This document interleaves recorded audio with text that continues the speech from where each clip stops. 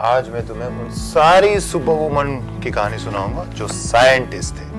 तो सबसे पहले सुनो कहानी उस साइंटिस्ट की जिन्हें पढ़ने के लिए सत्याग्रह करना पड़ा। उस लेजेंडरी वुमन साइंटिस्ट का नाम है डॉक्टर सोहिनी कमला। वो पहली भारतीय महिला है जिन्होंने साइंस में सबसे बड़ी डिग्री हासिल की, यानी पीएचडी। लड़कियों को मैथ्स समझ में नहीं आता है, अरे मैथ्स उनके बस की बात नहीं है, वगैरह वगैरह। पर अब मैं तुम्हें ऐसी लड़की की कहानी बताऊंगा जिसने ये सारे थियोरीज को फॉल्स प्रूफ कर दिया है। नीना गुप्ता एक इंडियन मैथमेटिशियन है जिन्होंने 2021 में साइंस फील्ड का सबसे प्रेस्टिजियस रामानुजन अवार्ड जीता है। Neena algebraic geometry and commutative algebra की मास्टर है और इन्हें ये अवार्ड ज़ारिस्की कैंसलेशन प्रॉब्लम का सलूशन ढूंढने के लिए मिला है।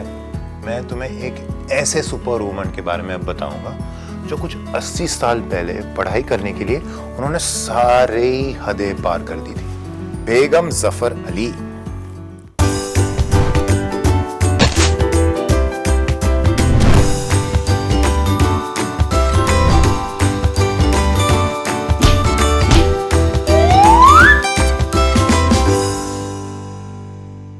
तुम जानती हो कौन था जिसने बेगम जफर को पढ़ने के लिए मोटिवेट किया?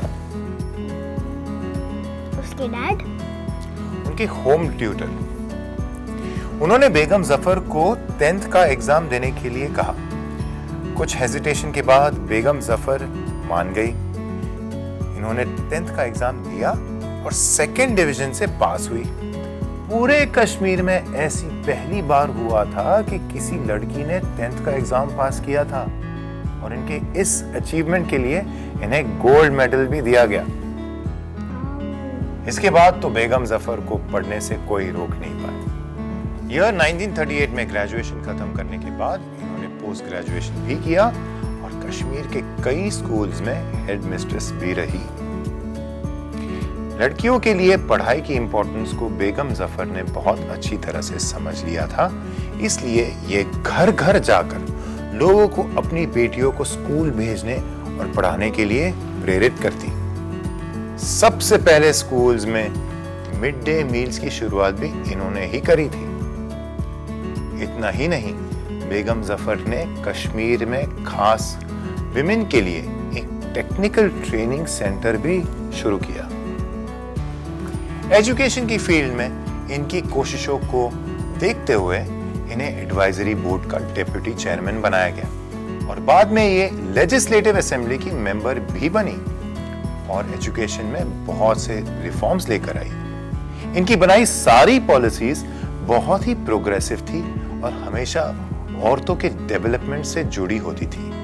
ये हमेशा यही सोचती थी कि कैसे देश की लड़कियां मजबूत बने और आगे बढ़े। आज भारत में जो महिला हर फील्ड में आगे बढ़कर अपनी जीत के झंडे गाड़ रही है, उनके पीछे बेगम जफर की कोशिशों का बहुत बड़ा हाथ है। तभी तो इन्हें 1987 में देश के सबसे बड़े सम्मान पद्मश्री से सम्मानित किया गया। She has made the whole India proud. Yes. तो ये बात हो गई बेगम जफर जी जो कश्मीर से थे। अब जो अगली सुपर वुमन है वो अपना पैशन पूरा करने के लिए पता है कहां पहुंच गई? अपना पैशन पूरा करने ये सुपर वुमन अंटार्कटिका पहुंच गई। ओ, मतलब नीचे पहुंच गई। और उनका नाम है अदिति पंत, जो एक इंडियन ओशनोग्राफर है। ओशनोग्राफर क्या होता है डैड? जो लोग ओशंस की स्टडी करते हैं उनको ओशनोग्राफर बोलते हैं। अदिति पंत इंडिया की पहली वुमन ओशनोग्राफर है जो 1983 में इंडियन एंटार्क्टिक प्रोग्राम का हिस्सा बनी और एंटार्क्टिका तक गई। पूरा देश इस बात पर प्राउड फील करता है कि अदिति ने एंटार्क्टिक एक्सपेडिशन में अपना योगदान दिया। अदिति जी और उनके टीममेट्स ने इस एक्सपेडिशन के दौरान एंटार्क्टिक ओशन में फूड चेन को स्टडी किया। इसी टाइम पीरियड में अदिति ने टीम के साथ मिलकर अंटार्कटिका में पहला Indian scientific research base station भी सेटअप किया जो साउथ पोल से करीब 2500 किलोमीटर की दूरी पर है।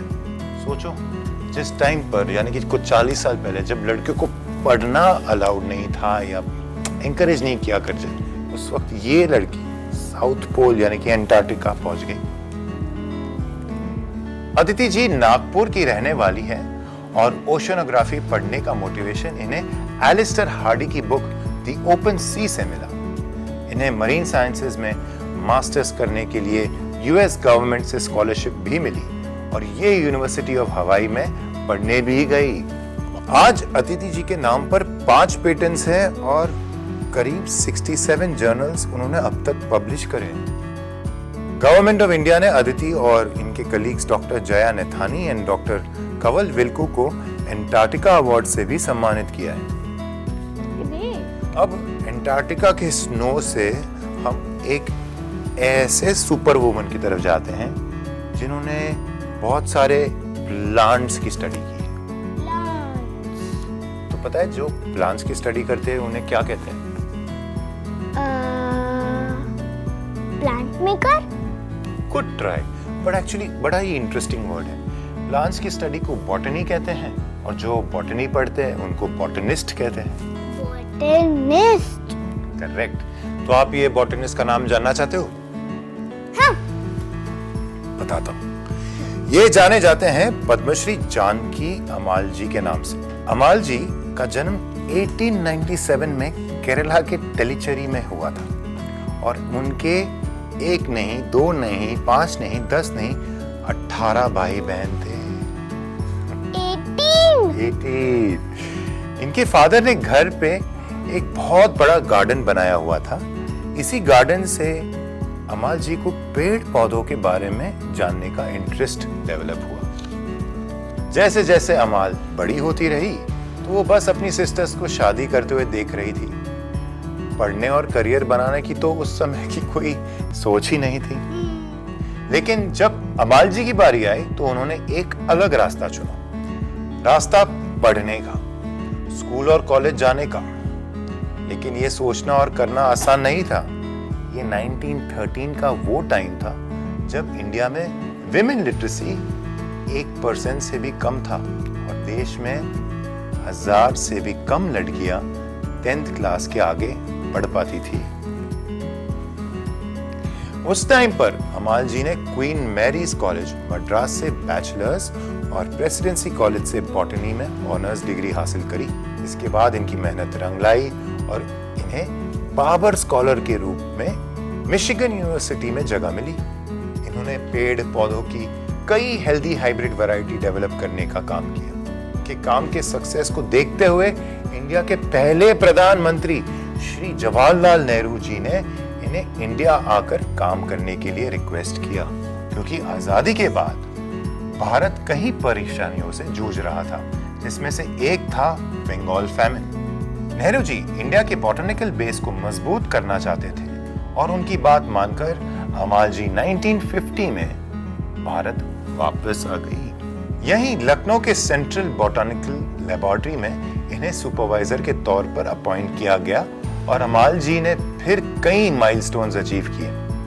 अमाल जी ने यहाँ रहते हुए कई हाइब्रिड क्रॉप्स डेवलप करने के साथ साथ शुगरकेन की ऐसी वैरायटी डेवलप की जिससे भारत की जमीन पर आसानी से उगाया जा सकता था। और आज देखो, इंडिया ब्राजील के बाद शुगरकेन का 2nd लार्जेस्ट प्रोड्यूसर है। जानकी अमाल जी की इन सभी कोशिशों की वजह से 1977 में भारत सरकार ने उन्हें पद्मश्री से सम्मानित किया।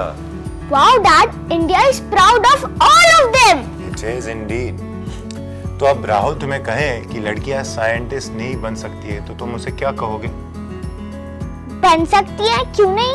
और तुम्हें कहानियां याद नहीं आए तो तुम कहाँ जा सकते हो? पापा के पास? नहीं, माइंड वर्ड्स ऐप पे जाओ। Okay. Okay, now sleep time, sleep time, sleep time, sleep sleep sleep sleep sleep sleep sleep. सो जाओ, पप्पी। ना। सो माइंड वॉरियर्स, ऐसी और भी इंस्पायरिंग स्टोरीज जानने के लिए देखते रहिए सुपर वुमन, सिर्फ आपके अपने माइंड वर्ड्स यूट्यूब चैनल पर। See you next time with another inspiring story. जल्दी से प्ले स्टोर पर जाकर माइंड वॉर्स का नया ऐप डाउनलोड कीजिए। खेलिए बहुत सारे quizzes which bridge the gap between studies and your buddies और पाओ गेम्स खेलते खेलते स्टडी करने का मजा। So what are you waiting for? Download the app now.